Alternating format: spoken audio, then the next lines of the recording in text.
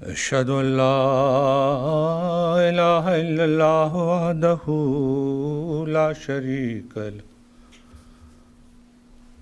وأشهد أن محمدا عبده ورسوله أما بعد فأعوذ بالله من الشيطان الرجيم بسم اللہ الرحمن الرحیم قل اطیعوا اللہ والرسول فإن تولوا فإن اللہ لا يحب الکافرین وَأَطِيعُوا اللَّهَ وَالرَّسُولَ لَعَلَّكُمْ تُرْحَمُونَ وَمَن يُطِعِ اللَّهَ وَرَسُولَهُ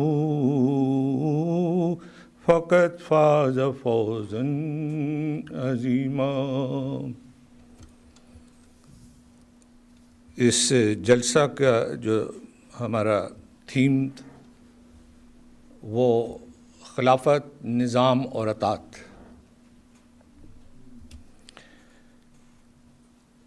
آج بھی جو تقاریر ہوئی ہیں اس میں بھی خلافت سے متعلق تقریر بھی تھی، اطاعت سے متعلق بھی تقریر تھی، بلکہ میرا تو سارا مضمون چودھری منیر صاحب نے بیان کر دیا۔ کل بھی ڈینش میں جو تقاریر ہوئی ہیں ان میں بھی یہ مضامین بیان کیے گئے ہیں۔ اس کا بھی جو اردو میں ہے اس کا بھی ڈینش میں ترجمہ فراہم کیا گیا ہے۔ اس زمانے میں، اس وقت، آج کے دور میں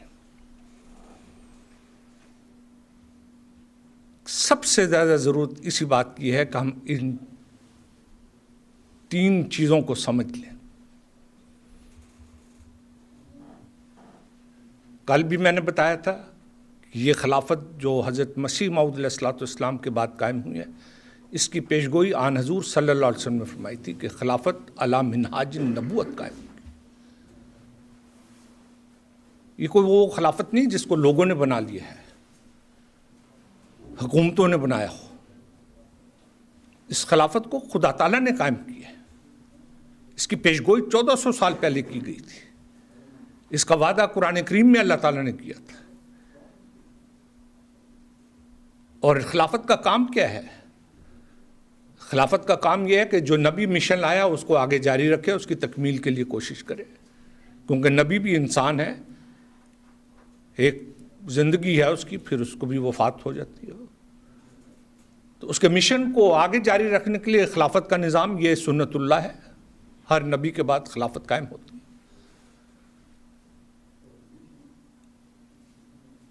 خلافت راشدہ دیکھیں، وہ زمانے میں منافقین نے سازشیں کی، اسلام میں بہت شرارتیں کیں، اور اس کا نقصان کیا ہوا کہ خلافت ختم ہو گئی۔ میں غلطی نہ کروں تو حضرت لبید کا شعر ہے، مجھے اب یاد نہیں، جامع میں کسی زمانے میں یاد ہوتے تھے شعر، اب تو بھول ہی جاتا ہوں۔ اس کا ایک مصرع یا ایک فقرہ یا اس طرح کی یاد ہے، وَلَوْ زَالَتْ لَزَالَ الْخَيْرُ عَنْهُمْ وَلَاقُوا بَعْدَهَا ذِلًّا ذَلِيلًا۔ جب انہوں نے دیکھا کہ خلافت کے خلاف شور شرابہ ہے، سازشیں ہو رہی ہیں، خلافت کو ختم کرنے کی کوششیں ہو رہی ہیں، تو آپ نے ایک بڑی دردناک نظم لکھی تھی، جس کا ایک شعر جو شاید ہو سکتا ہے میں نے غلط بھی پڑھا ہو، کہ اگر یہ خلافت ختم ہو گئی تو بڑی ذلت اور رسوائی سے مسلمانوں کو دوچار ہونا پڑے گا، اور ہر قسم کی بھلائی ان سے ختم ہو جائے گی۔ اور ہم سب تاریخ کا مطالعہ کر کے دیکھ لیں تو یہی ہوا۔ جو برکات اللہ تعالیٰ نے خلافت کے ساتھ رکھی ہوتی ہیں ہم ان سے محروم ہو گئے۔ 1400 سال مسلمان در بدر ہو گئے، تتر بتر ہو گئے، فرقے بن گئے، گروہ بن گئے، آپس کی دشمنیاں شروع ہو گئی۔ کیا رہ گیا پیچھے مسلمانوں کے؟ آج آپ کے سامنے مسلمانوں کی عملی حالت ہے، تصویر ہے، دیکھ کے عبرت حاصل کرنی چاہیے۔ پھر یہ کہ نظام ہے، نظام کے بغیر تو نہ نبوت کا سلسلہ چل سکتا ہے، نہ خلافت چل سکتی ہے، نہ کوئی معاشرہ ترقی کر سکتا ہے، نہ کوئی سوسائٹی ترقی کر سکتی ہے، نہ انسان ترقی کر سکتا ہے۔ اللہ تعالیٰ نے ہر چیز میں ایک نظام رکھا ہے، اس کی کائنات ایک نظام کے تحت چل رہی ہے۔ اس نے جسمانی نظام بھی بنایا، اس نے روحانی نظام بھی بنایا۔ نظام کے بغیر کیا ہے؟ یہ دیکھ کہ ہمارے ملک ڈنمارک میں دیکھ لیں، یورپ میں دیکھ لیں، امریکہ کینیڈا میں دیکھ لیں، یہاں حکومتوں نے ایک نظام بنایا ہوا ہے، ٹریفک کا ایک نظام ہے۔ آپ نے لال بتی پہ رکنا ہے، اب آپ کو ضرورت نہیں ہوتی کہ آپ لال بتی پہ آگے نکل جائیں، آپ کو پتہ ہے مجھے اس کی سزا ہوگی۔ یہی وجہ ہے کہ ایک معاشرے میں ایک نظام کے تحت ٹریفک چل رہا ہے، رواں دواں ہے، کوئی پریشانی نہیں ہے کسی کو۔ کل کی وہ تقریر میں مکرم عماد الدین ملک صاحب نے پاکستان کے ٹریفک کی ایک تصویر یہاں دکھائی، کیا عجیب منظر ہے، دیکھیں اس بس بھی ہے، رکشہ بھی ہے، گدھا گاڑی بھی ہے، بیل گاڑی بھی ہے، اونٹ گاڑی بھی ہے، گھوڑے بھی ہیں، بکریاں بھی ہیں، پیدل بھی ہیں، سب مکس ہیں، چل رہے ہیں، کوئی پوچھنے والا ہی نہیں۔ تو نظام کے بغیر تو پھر افراتفری ہے۔ اسی لیے کائنات میں بھی آپ دیکھیں، جو سیارے ستارے اپنے محور سے، اپنی گردش سے ہٹ جائیں جل کے خاکستر ہو جاتے۔ اسی طرح روحانی نظام میں ہے، جو لوگ نظام کی اطاعت اور فرمانبرداری نہیں کرتے وہ جل کے راکھ ہو جاتے۔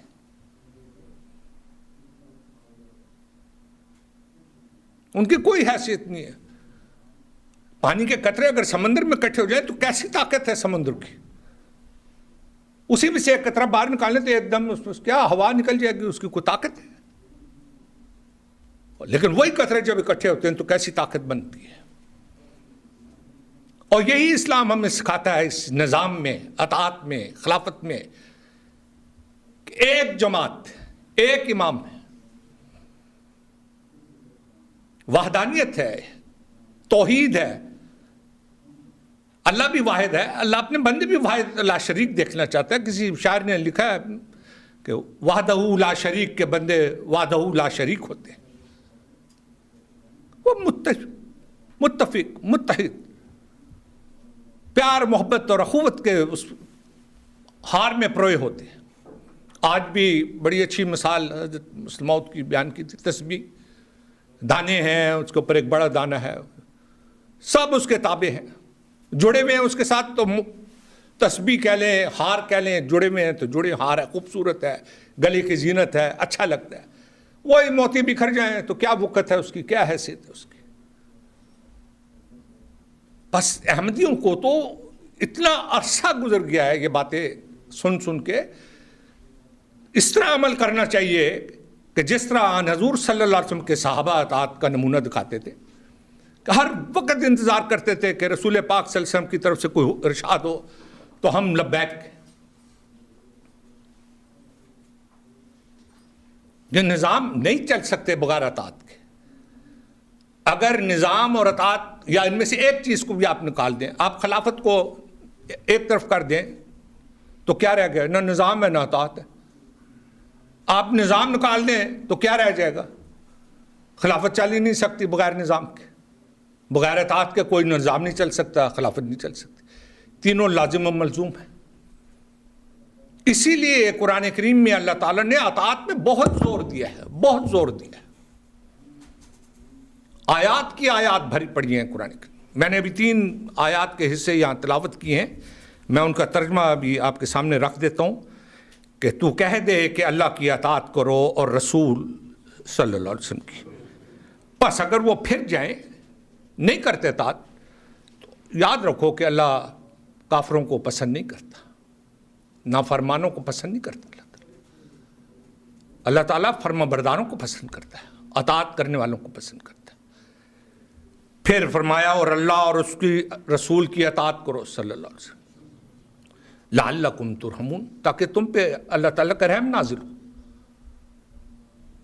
خدا تعالیٰ کے رحم کو حاصل کرنے کے لیے ضروری ہے کہ ہم اللہ تعالیٰ اور اس کے رسول کی کامل اطاعت کریں، فرما برداری کریں، آپ کے احکامات پہ عمل کریں۔ پھر فرمایا کہ وَمَن یُطِعِ اللَّهَ وَرَسُولَهُ کہ جو اللہ اور رسول صلی اللہ علیہ وسلم کی اطاعت کرے گا فقط فاز فوز نظیم، بڑی کامیابی اس کو نصیب ہوگی۔ یہ میں نے صرف 3 آیات کے حصے چھوٹے چھوٹے آپ کے سامنے رکھے ہیں۔ آیات تو اس میں ابھی سورہ نور کی بھی تلاوت ہوئی ہے، صبح بھی ہوئی ہیں، کل بھی ہوئی ہیں آیات، اطیع اللہ اطیع اللہ اطیع الرسول۔ آغاز نبوت جب ہوا ہے تو فرشتوں اور ابلیس میں تفریق کرنے والی کیا چیز تھی؟ وہ اطاعت ہی تھی۔ جنہوں نے اطاعت کی وہ ملائکہ بن گئے، فرشتے بن گئے، جنہوں نے نافرمانی کی وہ ابلیس اور شیطان بن گئے، اور یہی فرق ہے۔ ہر بچے کو بھی یہ بات سمجھ آ جاتی ہے۔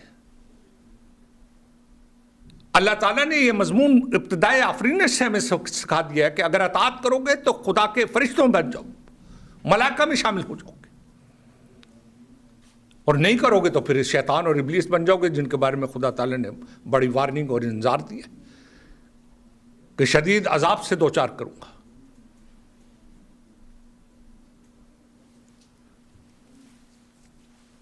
ابھی شہد کی مکھی کی بھی بات ہوئی تھی۔ آج ایک مکھی شہد کی مکھی ہے، ملکہ کی تابعداری میں کتنی محنت کرتی ہیں اور کیسی اطاعت کا نمونہ دکھاتی ہیں۔ اگر آپ اس کا تفصیلی نظام آپ پڑھیں شہد کی مکھی کا تو عقل انسان کی حیران پریشان دنگ رہ جائے۔ اور کیا پروڈیوس کرتی ہیں؟ شہد، شفاء للناس، لوگوں کے لیے شفا ہے، لوگوں کے لیے مفید ہے، لوگوں کی فائدہ مند ہے۔ ایک مکھی وہ ہے جو گند پہ بیٹھتی ہے، ان کا کوئی نظام نہیں ہے، وہ مادر پدر آزاد ہے، وہ گندگی کے ڈھیر پہ بیٹھتی ہے، وہ انسانوں کو بیماریاں دیتی ہیں، نقصان پہنچاتی ہیں، اور وہ مادر پدر چونکہ آزاد ہیں اس لیے ان کی کوئی خیر خواہی نہیں، اس میں کوئی برکت نہیں۔ اس فرق کو سمجھنا چاہیے۔ اگر ہم میں سے ہر شخص خلیفۃ الوقت، خلیفۃ المسیح، امام وقت کا وفادار بن جائے، تابعدار بن جائے، ہر معاملے میں خلیفۃ المسیح کی اطاعت کرے تو وہ بنی نوع انسان کے لیے شہد کی مکھی سے بھی زیادہ مفید وجود بن جائے۔ اور اگر نہیں تو پھر گندگی کے ڈھیر میں بیٹھنے والی بات ہے، پھر وہ آپ کی مرضی، وہ آپ کی اپنا انتخاب ہے۔ قرآن کریم نے مثالیں دے دے کے ان مضامین کو سمجھایا ہے۔ ایسے نہیں ہے اللہ تعالیٰ نے قصے اور قصص اور واقعات قرآن کریم میں بیان کیے، ان کے اندر بڑی حکمتیں ہیں، بڑے اسباق ہیں، بڑے درس ہیں، بڑی نصائح ہیں۔ سمجھنا چاہیے، ہر احمدی کو غور کرنا چاہیے کہ آیا وہ شہد کی مکھی بننے کو تیار ہے یا کوڑے کے ڈھیر میں بیٹھنے والی مکھی بننے کو تیار ہے۔ حضرت مسیح موعود علیہ الصلوۃ والسلام کو اللہ تعالیٰ نے اس زمانے کا مامور بنا کے بھیجا تھا۔ آپ کی کتابیں پڑھنے والی ہیں، میں آپ کو بتاؤں، کوئی کتاب اٹھا کے پڑھ لیں، آپ کا ایمان ترقی کرے گا، آپ کو علم و معرفت حاصل ہوگی، آپ کو تقویٰ عطا ہوگا، آپ کو خدا تعالیٰ کی ذات اور اس کی وحدانیت کا ادراک حاصل ہوگا۔ آپ سوچ نہیں سکتے کیسی تحریرات حضرت مسیح السلام نے بیان کی، اور سب سے زیادہ زور تو آپ نے دیا ہی اللہ تعالیٰ کی وحدانیت پر۔ بہت سارے ایتھیسٹ، دہریے جو ہیں، آپ کی کتابیں آپ پڑھ کے اللہ تعالیٰ کی ہستی کے قائل ہو گئے۔ ایسے ایسے آپ کے الفاظ ہیں، ایسا مضمون آپ نے بیان کیا ہے۔ ایک جگہ آپ نے فرمایا کہ اللہ تعالیٰ کا نور اطاعت کی نالی کے ذریعے انسان کے قلب میں اترتا ہے۔ واہ! یعنی اللہ تعالیٰ کا نور اگر آپ نے حاصل کرنا ہے تو پھر اطاعت کرو۔ یہ وہ نالی ہے جس کے ذریعے سے اللہ کا نور آپ کے دلوں پہ اترے گا، اور کوئی نالی نہیں ہے اور کوئی رستہ نہیں ہے۔ بعض دفعہ ذرا سی بات پر کج بیسی، ٹیڑھا پن، اکڑ پن اور اپنی بات کو منوانے کے لیے ضد پہ آ جانا، یہ اطاعت نہیں ہے۔ اطاعت پہلی اطاعت ہوتی ہے کہ آپ کو کہا ایسے کر لو، بس آپ کہیں ایسا کہا مجھے۔ کوئی آپ کو خلاف شریعت نہ کوئی صدر خدام نے دیا، نہ کوئی صدر لجنہ، نہ امیر جماعت، نہ کوئی آپ کو خلافت شریعت تعلیم نہیں دیتا، نہ حکم دیتا ہے. آپ کو اس کا حکم برا بھی لگے آپ اطاعت کریں، ٹھیک ہے جی، آپ نے بس ٹھیک. سمینا واطعنا، یہ مومنوں کی شان قرآن کریم میں اللہ تعالیٰ نے بیان کی ہے کہ ہم بات سنتے ہیں، ہم اطاعت کرتے ہیں، بس بحث ختم ہوگی. کس چیز کی بحث؟ میں آپ کو کچھ احادیث بھی ابھی سناؤں گا کہ آن حضور صلی اللہ علیہ وسلم نے کیا فرمایا اس بارے میں.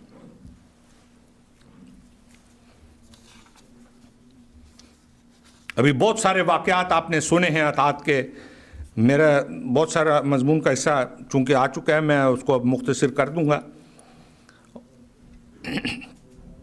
اب دیکھیں آن حضور صلی اللہ علیہ وسلم کے صحابہ کی بات آئی، کیسے فرما بردار تھے.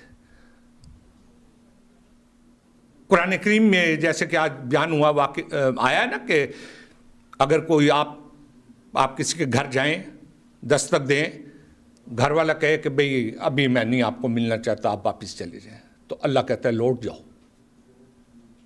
کہ تعلیم ہے نا قرآن کریم کی.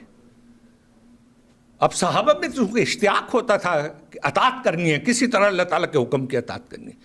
تو وہ ایک صحابی کا واقعہ آج سنا آپ نے، وہ مدینہ کے گھر گھر چلے گئے، دستک دیتے رہے کہ شاید کوئی مجھے اندر سے کہے کہ بھئی جاؤ چلے جاؤ تو میں چلا جاؤں، تو خدا کے حکم کی تعمیل میں کر لوں گا.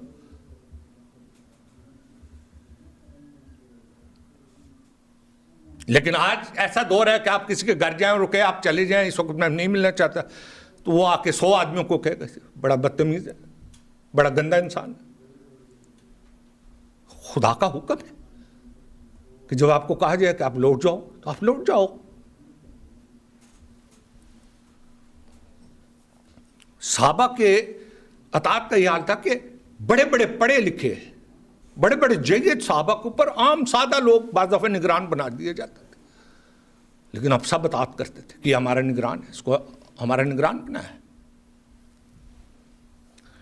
وہ حضرت عبداللہ بن یزید بیان کرتے ہیں کہ رسول اللہ صلی اللہ علیہ وسلم نے ایک سریہ عمرو بن العاص کی قیادت میں روانہ فرمایا. سریہ کہتے ہیں اس لشکر کو جس میں آن حضور صلی اللہ علیہ وسلم بنفس نفیس شامل نہ ہو. حضرت ابو بکر صدیق، حضرت عمر رضی اللہ تعالیٰ عنہ یہ بھی اس میں شامل تھے. تو عمرو بن العاص نے حکم دیا کہ آگے روشن نہ کی جائیں، لائٹیں نہ جلائیں، چراغ جو بھی ہوتا ہے لائٹ. حضرت عمر کو اس پہ بڑا تیش ہے کہ یہ کیسا حکم ہے. حضرت ابو بکر صدیق رضی اللہ عنہ نے فرمایا کہ ان کو ہمارا نگران بنایا گیا ہے، اور ضرور ان کو جنگی مہمات کا علم تھا تو ان کو ہمارا نگران بنایا، اس لیے تابعداری کرنی چاہیے. تو پھر آپ خاموش ہو گئے اور آپ نے اطاعت کی. کوئی پھر بحث نہیں ہوتی تھی.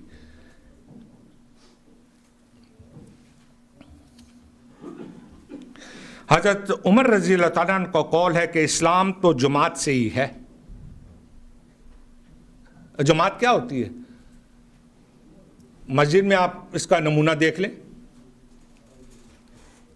لوگ سنتے پڑھ رہے ہیں، لوگ نوافل پڑھ رہے ہیں، کوئی ادھر کھڑا ہے، کوئی ادھر کھڑا ہے، کوئی ادھر کھڑا ہے، کوئی ادھر کھڑا ہے. جب امام مسئلے پر آتا ہے تو جماعت کھڑی ہو جاتی ہے، اس کو کہتے ہیں نماز با جماعت. امام آ گیا، سارے اکٹھے ہو گئے، بس اب امام کے پیچھے چلنا ہے، اب اپنی اپنی نماز کوئی نہیں. اس کو کہتے ہیں جماعت. فرمایا اسلام تو جماعت ہی سے ہے، اور جماعت کا وجود امارت سے. کوئی تو امیر ہوگا، کوئی تو امام ہوگا،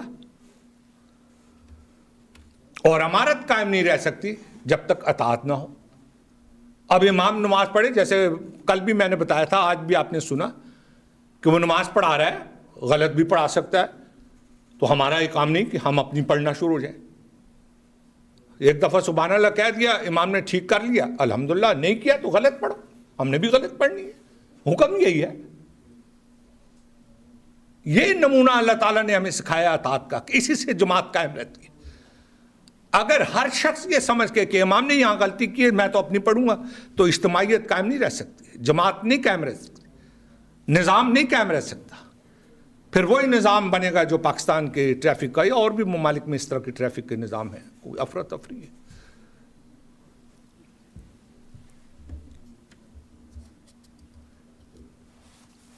ایک موقع پر آن حضور صلی اللہ علیہ وسلم نے فرمایا تم پر لازم ہے کہ جماعت سے چمٹے رہو.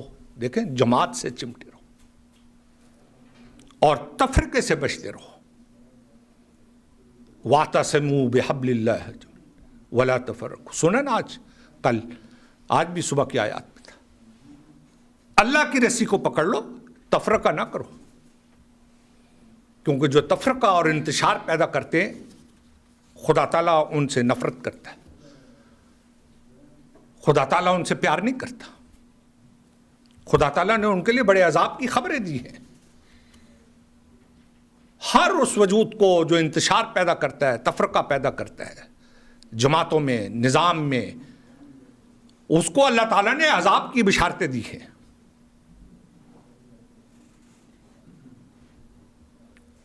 منافقین بھی تو تھے نا حضور صلی اللہ علیہ وسلم کے زمانے, نمازوں میں پہلی صفوں میں بیٹھے ہوتے تھے. کام کیا تھا؟ تفرقہ ڈالنا, شرارتیں کرنے. وہ نمازیں کس کام کی ہیں کہ آپ نماز پڑھیں اور تفرقہ ڈالیں؟ آپ نماز پڑھیں اور انتشار پیدا کریں؟ آپ نماز پڑھیں اور لوگوں کو گمراہ کرتے رہیں؟ یہ تو قابل مواخذہ اور قابل عذاب حرکت ہے, عمل ہے. اسی لیے آن حضور صلی اللہ علیہ وسلم نے بڑی تلقین فرمائی ہے کہ چمٹے رہو. من شذ شذ فی النار فرمایا کہ جو جماعت سے ہٹتا ہے وہ آگ میں چلا جاتا ہے, وہ اپنے آپ کو آگ میں ڈالتا ہے. جو نظام سے ہٹ جاتا ہے وہ اپنے آپ کو آگ میں ڈالتا ہے. پس نظام کی مضبوطی خلافت کی مضبوطی ہے. اطاعت کا معیار نظام کو مضبوط کرتا ہے, اور نظام کا مضبوط ہونا خلافت کو مضبوط کرتا ہے, جو نبوت کے مشن کو قائم کرنے کے لیے بنایا گیا ہے.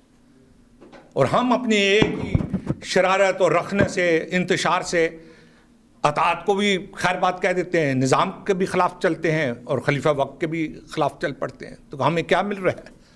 غور کر کے دیکھا کریں. اسی لیے تو ایک موقع پہ آن حضور صلی اللہ علیہ وسلم میں الامام جنت یقاتل من ورائے. امام ڈھال ہے. وہ جو پہلے زمانوں میں لڑائیاں تلوار سے ہوتی تھی تو ایک ہاتھ میں ڈھال ہوتی تھی اور دوسرے میں تلوار ہوتی تھی. ڈھال سے آپ کیا کرتے ہیں؟ اپنا دفاع کرتے ہیں. تو آن حضور صلی اللہ علیہ وسلم نے فرمایا کہ امام ڈھال ہے, وہ آپ کو بچاتا ہے, آپ کا دفاع کرتا ہے, آپ کی حفاظت کرتا ہے. لیکن اگر آپ خود اس ڈھال سے باہر نکلنا چاہتے ہیں تو آپ کی پھر کوئی ضمانت نہیں ہے. تو یہ باتیں رسول کریم صلی اللہ علیہ وسلم کی اور اسلام کی صرف سننے کے لیے نہیں ہیں. ان کو کانوں کے ذریعے سے دل کی گہرائیوں میں اتاریں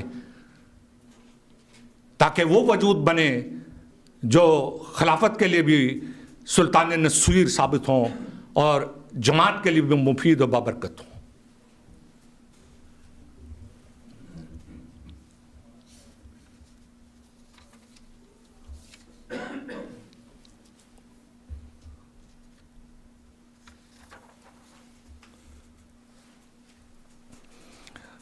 حضرت ابو ذر غفاری رضی اللہ تعالیٰ عنہ سے روایت ہے کہ رسول کریم صلی اللہ علیہ وسلم نے فرمایا جو جماعت سے بالش بھر بھی الگ ہوا اس نے اسلام کا کلاوہ اپنی گردن سے اتار دیا.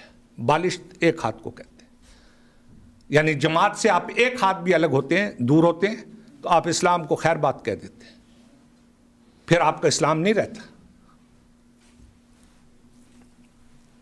اور وہ جو بالکل ہی ہٹ جاتے ہیں, کٹ جاتے ہیں, ان کو تو اپنی حالت پہ رونا چاہیے کہ ایسی نعمت پا کے بھی وہ بد نصیب رہ گئے.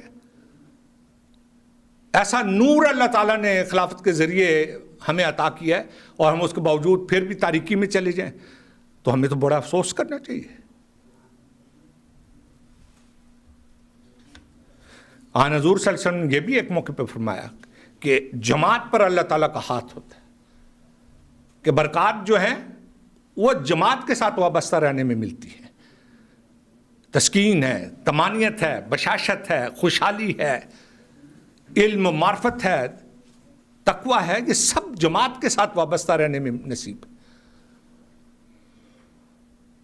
جو شاخ اپنے تنے سے تعلق نہیں رکھتی وہ سوکھ جاتی ہے. اور باغبان پھر اس کو کاٹتا ہے تاکہ باقی شاخوں کو نقصان نہ پہنچے، اور پھر اللہ تعالیٰ بھی کاٹ دیتا ہے کیونکہ اس نے اپنی جماعت کی حفاظت کرنی ہے۔ چاچے سوکھی ٹہنیاں خدا تعالیٰ خود کاٹتا رہتا ہے، جیسے باغبان کینچی سے خوش ٹہنیاں، خوش پتے اور یہ وہ کاٹتا رہتا ہے تاکہ سارا درخت نقصان نہ اٹھائے، ایسے ہی اللہ تعالیٰ فرماتا ہے۔ اور حضرت مسیح علیہ السلام نے بھی فرمایا کہ خدا خود خشک ٹہنیوں کو مجھ سے الگ کر دے گا۔ کتنے خوف کا مقام ہے کہ ہم یہ سب کچھ سننے کے باوجود بھی جماعت سے دور ہوں، نظام سے دور ہوں، اطاعت سے عاری ہوں۔ کیا ہم نے کمایا اس دنیا میں آ کے؟ یہ پیسے، مکان، جائیدادیں، اس کی کیا خدا کے نزدیک حیثیت؟ بھی مالی قربانی پہ آج مکرم خابر صاحب کی نہایت عمدہ تقریر دی، بہت سارے واقعات انہوں نے سنا، ٹائم نہیں ہوتا، واقعات تو بہت ہے۔ خدا قرآن کریم میں جگہ جگہ فرماتا ہے تمہارے مال، تمہاری جائیدادیں، یہ تمہارے میرے کس کام کی ہیں؟ مجھے تو تقویٰ چاہیے۔ مال اللہ نے دیا، خدا کی راہ میں نہیں خرچ کرتے، بخل سے کام لیتے ہیں۔ اللہ تعالیٰ فرماتا ہے، کہتے میں ان کا بخل ان کے منہ پہ ماروں گا۔ ہو یبسط و یقبض، وہ چاہے تو رزق بڑھا بھی دیتا ہے، چاہے تو آپ کا رزق ختم بھی کرتے، یہ تو اس کے اختیار کی بات ہے۔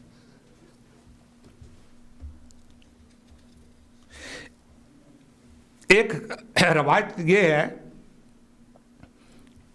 کہ آن حضور صلی اللہ علیہ وسلم سے یہ سوال کیا کسی نے کہ ایسے حکمران اگر مسلط ہو جائیں جو اپنا حق تو ہم سے طلب کریں، اگر ہم اور لیکن ہمارا حق ہمیں نہ دیں، تو ایسی صورت میں آپ ہمیں کیا فرماتے ہیں؟ آن حضور صلی اللہ علیہ وسلم نے فرمایا، ایسے حالات میں بھی اپنے امراء کی بات سنو اور اطاعت کرو، کیونکہ جو ذمہ داری ان پر ڈالی گئی ہے اس کا مواخذہ ان سے ہوگا، اور جو ذمہ داری تم پہ ڈالی گئی ہے اس کا مواخذہ تم سے ہوگا۔ لیکن اطاعت سے ہٹنے کا کوئی انڈیا آن حضور صلی اللہ علیہ وسلم نے کسی کو نہیں دیا، سوائے اس کے کہ کوئی ایسا امیر، کوئی ایسا امام کو جو شریعت کے خلاف حکم دے، جو صریحاً قرآنی تعلیمات کے خلاف کوئی بات ہو، تو پھر وہاں اطاعت ضروری نہیں ہے۔ لیکن آپ یہ دیکھیں، نہ کوئی نبی شریعت کے خلاف تعلیم دے سکتا ہے، نہ کوئی خلیفہ نظام کے خلاف تعلیم اور شریعت کے خلاف تعلیم دے سکتا ہے، کیونکہ خلیفہ کا کام تو یہی ہے کہ نور نبوت کو آگے پھیلائے۔ اس لیے جو خلیفۃ المسیح کا فرمان ہے وہ شریعت ہے، شریعت کے اندر ہے، شریعت کے دائرہ میں ہے، ہم پر اطاعت لازم ہے۔ حضرت عوف بن مالک رضی اللہ عنہ سے روایت ہے کہ رسول کریم صلی اللہ علیہ وسلم نے فرمایا، جب تم اپنے امیر میں کوئی بری بات دیکھو تو اس کے عمل سے نفرت کرو، لیکن اطاعت سے اپنا ہاتھ مت کھینچو۔ فرمایا، تم پر ہر حال میں سننا اور اطاعت کرنا واجب، مشکل میں بھی، آسانی میں بھی، پسندیدگی میں بھی، ناپسندیدگی میں بھی، اور اس حال میں بھی کہ ہماری حق تلفی ہو جائے اور دوسروں کو ہم پر ترجیح دی جا رہی ہو، تب بھی ہمارا کام یہ ہے کہ ہم نے اطاعت کرنی ہے، ہم نے پیچھے نہیں ہٹنا۔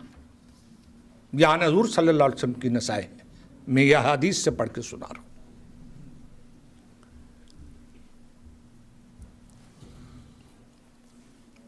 پھر فرمایا کہ اے لوگو، اللہ کے تقوی اختیار کرو، اگر تم پر ناک کان کٹا ایک حبشی غلام بھی تم پر امیر مقرر ہو جائے تو تمہارا کام اس کی اطاعت کرنا۔ یعنی کم عقل بیوقوف انسان، وہ بھی اگر تمہارا امیر بنا دیا جائے تو تمہارا کام اطاعت کرنا ہے۔ تمہارا یہ اختیار نہیں کہ تم کو میں تو بڑا عالم فاضل، میں تو بڑا دانا، میں تو بڑا زیرک، میں تو بڑا عقل مند، تو میں اس کی اطاعت۔ یہ وہی چیز ہے جس کو میں نے شروع میں بتایا تھا کہ ابلیس اور ملائکہ کا اختلاف اسی بات پہ تھا، انا خیر منہ، اس نے یہی کہا تھا نا کہ میں اس سے بہتر ہوں، میں انسان سے بہتر ہوں، میں اس سے بہتر ہوں. بھائی یہ فکرہ اس کو لے بیٹھا ہے. جب انسان یہ کہتا ہے کہ میں اس سے بہتر ہوں تو یہ ایک تکبر کی انتہا ہے جس کو اللہ تعالیٰ ناپسند کرتا ہے، اور پھر ابلیس اور شیطان کے زمر میں چلا جاتا ہے.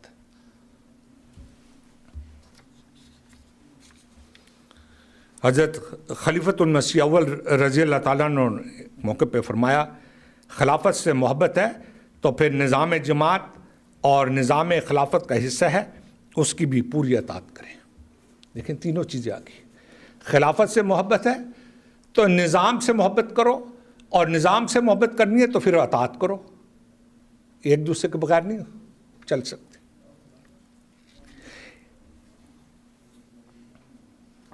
میں بہت سارے اب چھوڑ رہا ہوں، مختصر سے کرتا جاتا ہوں. حضرت مسلم موعود رضی اللہ تعالیٰ عنہ نے ایک موقع پہ فرمایا کہ اطاعت رسول بھی جس کا اس آیت میں ذکر ہے خلیفہ کے بغیر نہیں ہو سکتی، کیونکہ رسول کی اطاعت کی اصل غرض یہ ہوتی ہے کہ سب کو وحدت کے ایک رشتہ میں پرو دیا جائے. یوں تو صحابہ بھی نمازیں پڑھتے تھے اور آج کل کے مسلمان بھی نمازیں پڑھتے ہیں. صحابہ بھی حج کرتے تھے اور آج کل کے مسلمان بھی حج کرتے ہیں. فرق کیا ہے؟ یہی کہ صحابہ میں ایک نظام کا تابع ہونا ہوا، وہ نظام کے تابع تھے. آج کا مسلمان نظام کے تابع نہیں ہے. کیا نظام ہے؟ کبھی غور تو کریں، کہاں ہے نظام مسلمانوں میں، اسلامک ممالک میں؟ وحدانیت کہاں ہے؟ یگانگت کہاں ہے؟ اتحاد کہاں ہے؟ اخوت کہاں ہے؟ حقوق اللہ اور حقوق العباد کو کون ادا کر رہا ہے؟ کہاں ہے؟ جب نظام ہی نہیں ہے اطاعت ہو ہی نہیں سکتی. اطاعت ہی نہیں ہے تو پھر آپ کا تعلق نہ شریعت سے ہے نہ رسول کریم صلی اللہ علیہ وسلم. ہر مولوی کی اپنی مسجد ہے، ہر مولوی کا اپنا دین ہے، ہر مولوی کے اپنے فتوے ہیں، ہر مولوی کی اپنی حرکتیں ہیں. ہر آئے دن آپ دیکھ رہے ہیں، یوٹیوب پہ دیکھ رہے ہیں. تو یہ چیزیں جو ہے نا، یہ ذہن میں رکھیں کہ جب تک نظام نہیں ہوگا ایک جماعت قائم نہیں ہو سکتی، نہ رہ سکتی ہے.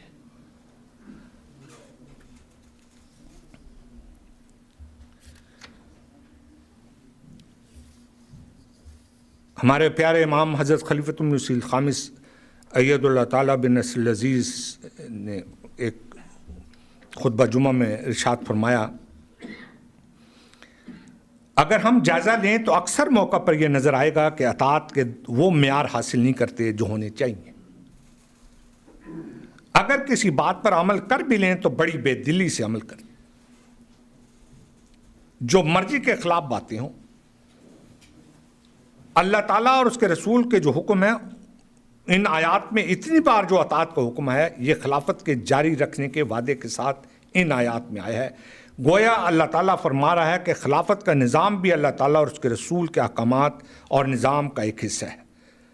بس خلافت کی باتوں پہ عمل کرنا بھی تمہارے لیے ضروری ہے کہ اللہ تعالیٰ کے حکموں میں سے ایک حکم ہے، بلکہ ایک قومی اور روحانی زندگی کے جاری رکھنے کے لیے مومنین کے لیے انتہائی ضروری چیز کہ اپنی اطاعت کے معیار کو بڑھائیں. پھر آپ فرماتے ہیں، اس لیے ہمیشہ ذہن میں رکھنا چاہیے کہ برکت ہمیشہ نظام جماعت کی اطاعت اور اس کے ساتھ وابستہ رہنے میں ہی ہے. اس لیے اگر کبھی کسی کے خلاف غلط فیصلہ ہو جاتا ہے، یہ غور سے سننے والی بات ہے جو حضور نے ہمارے سامنے رکھی ہے. یہ جو قضاء میں فیصلے ہوتے ہیں، پھر ایک فریق اکھڑ جاتا ہے، جس کے خلاف فیصلہ ہوتا ہے وہ ناراض ہو جاتا ہے، کیونکہ یہ تو ہو نہیں سکتا جس کے خلاف فیصلہ وہ خوش ہو جائے. یہ تو انسانی فطرت میں ہی ہے. بہت ہی کام دیکھا ہوگا، اتنے تقوی شعار لوگ ہیں جو میں خود ربوہ میں بعض قضاء کے معاملات دیکھتا سنتا رہتا تھا. فریقین بڑے آرام سے تصفیہ کر لیتے تھے کہ بھئی ٹھیک ہے، اس کی غلطی ہے، ہماری غلطی ہے، بس ٹھیک ہے، ختم کر دیں، صلح صفائی کے ساتھ معاملات. لیکن بعض معاملات ایسے ہوتے تھے کہ جس میں وہ لیچڑا پن جس کو کہتے ہیں کہ بس اب جھگڑا کرنا ہے، اب فساد کرنا ہے، اب دنگا کرنا ہے، اب چھوڑنا نہیں ہے. اپیل در اپیل، اپیل در اپیل، پھر حضور کی خدمت میں اپیل، پھر ناراضگی. تو یہ اس کے بارے میں حضور فرما رہے ہیں کہ اگر کبھی کسی کے خلاف غلط فیصلہ ہو جاتا ہے، غلط، صحیح فیصلہ بھی ہوتا ہے نا، جو غلط کسی کے خلاف صحیح فیصلہ بھی ہوتا ہے، لیکن اگر غلط فیصلہ بھی ہو جائے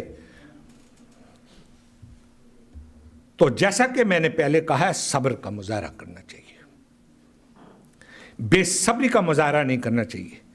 ہر ایک کی اپنی سمجھ ہے، قضا نے اگر کوئی فیصلہ کیا اور ایک فریق کے مطابق وہ صحیح نہیں ہے، پھر بھی اس پر عمل درآمد کروانا چاہیے اور دعا کریں کہ قاضیوں کو اللہ تعالیٰ صحیح فیصلے کرنے کی توفیق دے۔ قاضیوں کو بھی غلطی لگ سکتی ہے، لیکن ہر حالت میں اطاعت مقدم ہے۔ لیکن ہم بہت سارے معاملات میں دیکھتے ہیں، ادھر قضا کا فیصلہ ہوا نہیں، ادھر جماعت چھوڑ دی۔ ہمارے پاس بھی ایسے فیملیز ہیں، جائیداد ہیں، زمین کے جھگڑے ہیں، ایک بھائی نے دھمکی دے دی میں جماعت چھوڑوں، میں پولیس میں جاؤں گا، باقی بھائی نے کہا ہم بھی چھوڑ دیتے ہیں، آ جاؤ، پھر ایسے جماعت چھوڑ دیتے۔ ہم بتائیں یہ کیا چیز ہے؟ یہ تربیت ہوئی ہے؟ یہ بچپن سے ہمارے کان میں تو اللہ تعالیٰ کے فضل سے تکبیر اور اذان کی آواز دی گئی، بچپن سے ہم یہ نصائح اور یہ تعلیمات قرآن کی، احادیث کی سنتے ہیں۔ عملاً جب ہمارا وقت آتا ہے تو ہم جماعت چھوڑنے کو 1 منٹ میں تیار ہوتے ہیں، چند ٹکے کی جائیداد کی خاطر۔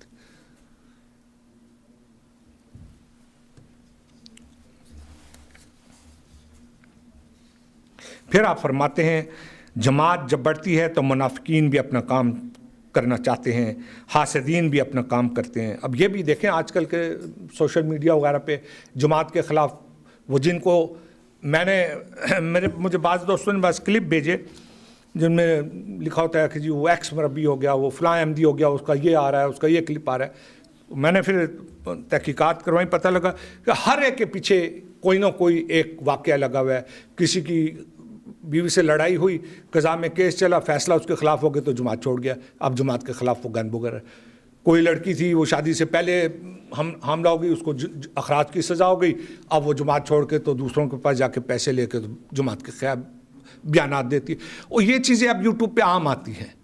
ہمارے بچے اور نوجوان جب اس کو دیکھتے ہیں تو پتہ نہیں سمجھتے ہیں کہ کیا قیامت آ گئی ہوئی ہے۔ کوئی قیامت نہیں آئی، جو گند ہے خود خدا تعالیٰ ان کو باہر پھینکے گا۔ وہ جو گندے ہیں ہم ان کو نکال دیتے ہیں تو آپ ان کو اٹھا کے میڈیا پہ چڑھا دیتے ہیں کہ یہ بڑے وہ آگے ہیں اور بڑا بیان دے رہے ہیں جماعت کے خلاف، اور جماعت اس کو لینے کو تیار نہیں ہے۔ اپنا ایمان اتنا مضبوط آپ کا ہونا چاہیے۔ کل بھی میں نے یہی مضمون سمجھایا تھا کہ مسیح موعود علیہ الصلوۃ والسلام کے دعوی پہ اتنا پختہ ایمان ہونا چاہیے، خلافت پہ اتنا پختہ ایمان ہونا چاہیے کہ دنیا کی کوئی طاقت آپ کو متزلزل نہ کر سکے۔ یہ جھوٹ ہیں، فیک نیوز ہیں، پیسے دے دے کے لوگوں کے بیانات آ رہے ہوتے ہیں میڈیا، سوشل میڈیا میں تو سارا گند ہے اس وقت۔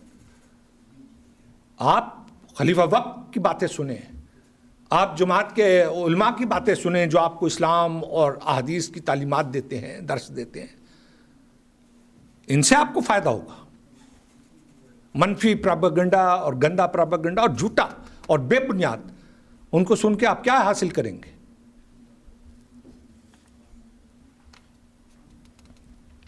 فرمایا حاسدین بھی اپنا کام کرتے ہیں۔ خلافت سے سچی وفا یہ ہے کہ ان کے منصوبوں کو ہر سطح پہ ناکام بنائیں، اور خلافت سے جو بعض بدظنیاں پیدا کرنے کی کوشش کرتے ہیں ان کو اپنے قریب بھی نہ پھٹکنے دیں۔ یہ آج صبح بھی چودھری صاحب نے یہ بیان کیا تھا۔ پھر وہ حضرت مولوی شیر علی صاحب کا واقعہ ہے جو آج آگے ہے، میں اس کو دوبارہ رپیٹ نہیں کرنا چاہتا، جس میں انہوں نے بڑی سادہ بات کہی ہے کہ مجھے آپ نے اپنا میر بنایا، اب آپ نے میرے پیچھے نماز پڑھنی، میں غلط پڑھاؤں تو غلط ہی پڑھنی ہے۔ اگر اتنی سی بات پہ اللہ کا رسول کہتا ہے اطاعت کرنی ہے تو خلافت اور نبوت کے اطاعت تو بہت بڑی چیز ہے۔ اب میں حضرت مسیح موعود علیہ الصلوۃ والسلام کے 1-2 اقتباس پڑھوں گا، اور پھر آخر میں حضور کا جو آج نہیں حالیہ ایک پیغام الفضل کے لیے حضور نے جو اطاعت کے نام، اطاعت کیا کہنا چاہیے، اطاعت سے متعلق الفضل چھپا تھا، اس میں حضور کا ایک پیغام ہے، اس کا ایک حصہ بھی پڑھوں گا۔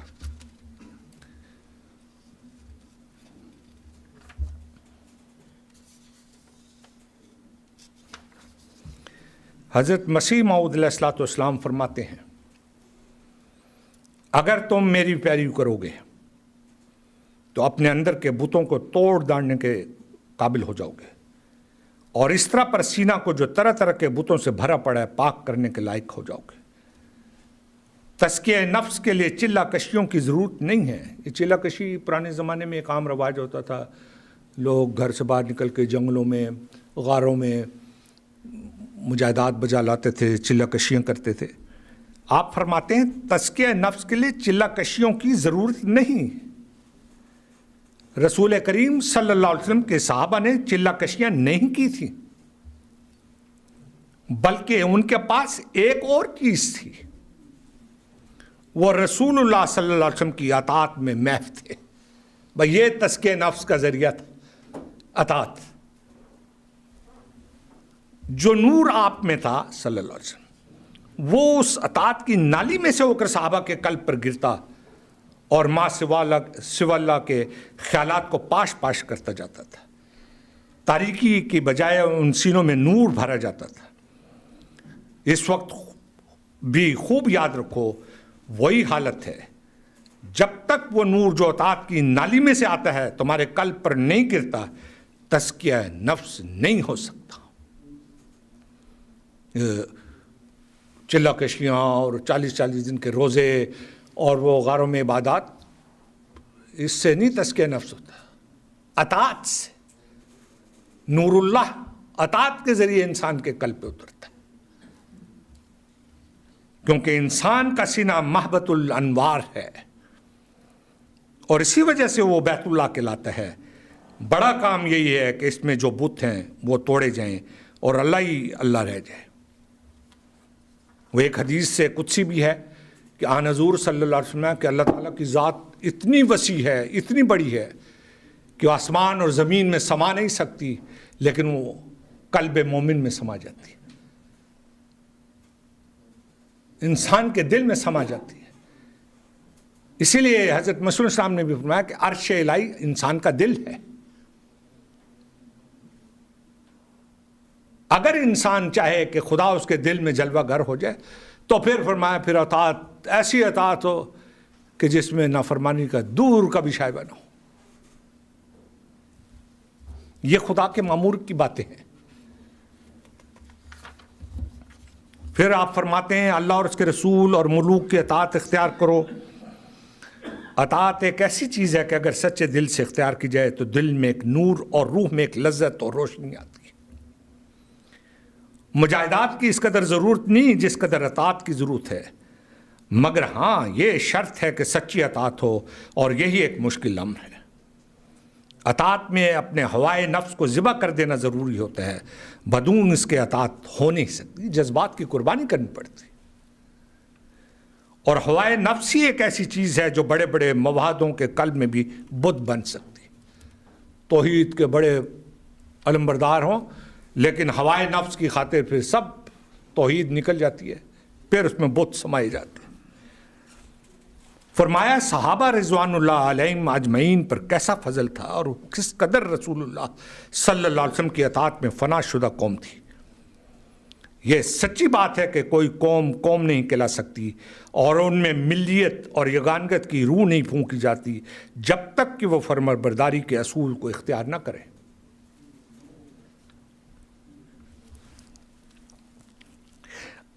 اللہ تعالیٰ کا ہاتھ جماعت پر ہوتا ہے، یہ جو حدیث میں نے بھی آپ کے فرمایا، اس میں یہی تو سر ہے، اس میں راز، اس کا سیکرٹ یہ ہے کہ اللہ تعالیٰ توحید کو پسند فرماتا ہے، اور یہ وحدت قائم نہیں ہو سکتی جب تک اطاعت نہ کی جائے۔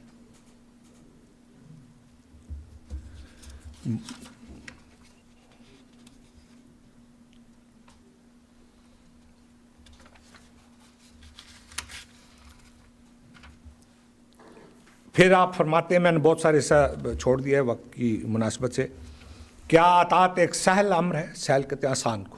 کیا اطاعت ایک آسان امر ہے؟ فرمایا اطاعت کو چھوٹی سی بات نہیں اور سہل امر نہیں ہے، آسان نہیں ہے۔ یہ بھی ایک موت ہوتی ہے، جیسے ایک زندہ آدمی کی کھال اتاری جائے، ویسی اطاعت کتنی تکلیف ہو انسان کو اگر اس کی کھال اتاری جائے، کھال تو چھوڑے، تھوڑی سی جیل بھی اگر اتاری جائے۔ اطاعت اتنی بڑی قربانی مانگتی ہے۔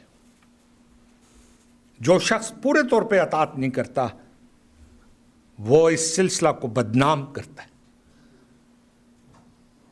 پھر سنیں، جو شخص پورے طور پر اطاعت نہیں کرتا وہ اس سلسلہ کو بدنام کرتا ہے۔ پھر سنیں، جو شخص پورے طور پہ اطاعت نہیں کرتا وہ اس سلسلہ کو بدنام کرتا ہے۔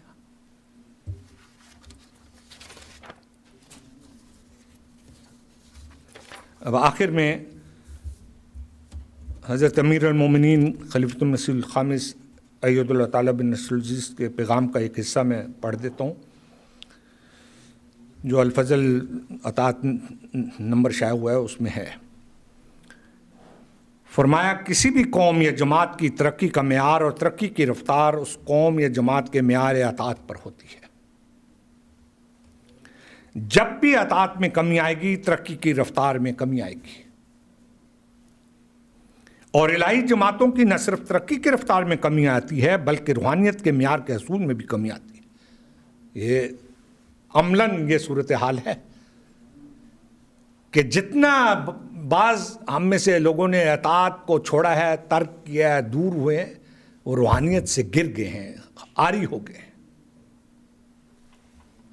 اسی لیے خدا تعالیٰ نے قرآن کریم میں بے شمار دفعہ اطاعت کا مضمون کھولا ہے اور مختلف پیرایوں میں مومنین کو یہ نصیحت فرمائی کہ اللہ کی اطاعت اس وقت ہوگی جب رسول کی اطاعت ہوگی۔ کئی مومنوں کو یہ بتایا کہ بخشش کا یہ معیار ہے کہ وہ خدا اور اس کے رسول کی اطاعت کریں اور تمام احکامات پر عمل کریں تو پھر مغفرت ہوگی۔ پھر فرمایا کہ تقویٰ کے معیار پہ بھی اس وقت قائم ہوں گے، بلکہ تم تقویٰ پر قدم مارنے والے اس وقت شمار ہوگے جب اطاعت گزار ہو جاؤ گے۔ اطاعت کیا چیز ہے اور اس کا حقیقی معیار کیا ہے؟ فرمایا، اطاعت کا معیار یہ نہیں کہ صرف قسمیں کھا لیں کہ جب موقع آئے گا تو ہم دشمن کے خلاف ہر طرح لڑنے کے لیے تیار ہیں۔ صرف قسمیں کام نہیں آتی۔ جب تک ہر معاملے میں کامل اطاعت نہیں دکھائیں گے حقیقت میں کوئی فائدہ نہیں۔ کامل اطاعت دکھائیں گے تو تبھی سمجھا جائے گا کہ دعوے کہ ہم ہر طرح سے مر مٹنے کے لیے تیار ہیں حقیقی دعوے ہیں۔ اگر ان احکامات کی پابندی نہیں اور ان احکامات پر عمل کرنے کی کوشش نہیں جو اللہ تعالیٰ اور اس کے رسول نے دیے ہیں تو بسا اوقات بڑے بڑے دعوے بھی غلط ثابت ہوتے ہیں۔ بس اصل چیز اس پہلو سے کامل اطاعت کا عملی اظہار ہے۔ اگر یہ عملی اظہار نہیں اور بظاہر چھوٹے چھوٹے معاملات جو ہیں ان میں بھی عملی اظہار نہیں تو پھر دعوے فضول ہیں۔ چھوٹی چھوٹی باتوں میں بھی اطاعت نہیں کرتے، اتنی معمولی باتوں میں بھی اطاعت نہیں کرتے کہ آدمی، میں اگر وہ یہاں بیان کروں تو آدمی شرمسار ہو جائے کہ یہ معیار رہ گیا ہے اطاعت کا۔ انسانوں کو دھوکہ دیا جا سکتا ہے لیکن اللہ تعالیٰ جو ہر چیز کی خبر رکھنے والا ہے، ہر مخفی اور ظاہر عمل اس کے سامنے ہے، اس لیے اس کو دھوکہ نہیں دیا جا سکتا۔ بس ہمیشہ یہ سامنے رہے کہ اللہ تعالیٰ ہمیں ہر وقت دیکھ رہا ہے۔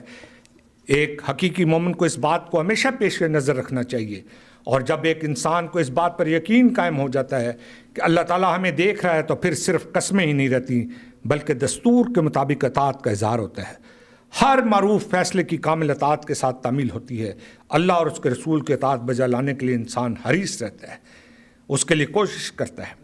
بس حضرت مسیح موعود علیہ الصلوۃ والسلام کی جماعت سے جڑے رہنے اور خلافت سے وابستہ رہنے کے لیے اطاعت کے وہ معیار قائم کرنے کی ضرورت ہے جو اعلیٰ درجہ کے ہوں، جن سے باہر نکلنے کا کسی احمدی کے دل میں خیال تک پیدا نہ ہو۔ بہت سارے مقام آ سکتے ہیں جب نظام جماعت کے خلاف شکوے پیدا ہوں۔ ہر ایک کی اپنی سوچ اور خیال ہوتا ہے اور کسی بھی معاملے میں آراء مختلف ہو سکتی ہیں، کسی کام کرنے کے طریق سے اختلاف ہو سکتا ہے، لیکن نظام جماعت اور نظام خلافت کی مضبوطی کے لیے جماعتی نظام کے فیصلہ کو یا امیر کے فیصلہ کو تسلیم کرنا اس لیے ضروری ہوتا ہے کہ خلیفہ وقت نے اس فیصلے پر ساتھ کیا ہے یا امیر کو اختیار دیا ہوتا ہے کہ تم میری طرف سے فیصلہ کر دو۔ اگر کسی کے دل میں یہ خیال ہو کہ فیصلہ غلط ہے اور اس سے جماعتی مفاد کو نقصان پہنچنے کا احتمال ہے تو خلیفہ وقت کو اطلاع کرنا کافی ہے۔ پھر خلیفہ وقت جانے اور اس کا کام جانے۔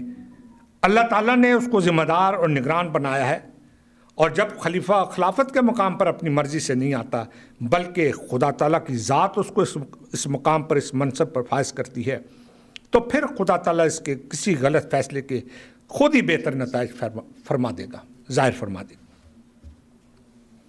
کیونکہ اس کا وعدہ ہے کہ خلافت کی وجہ سے مومنوں کی خوف کی حالت کو امن میں بدل دے گا۔ مومنوں کا کام صرف یہ ہے کہ اللہ کی عبادت کریں، اس کے احکامات کی بجاوری کریں،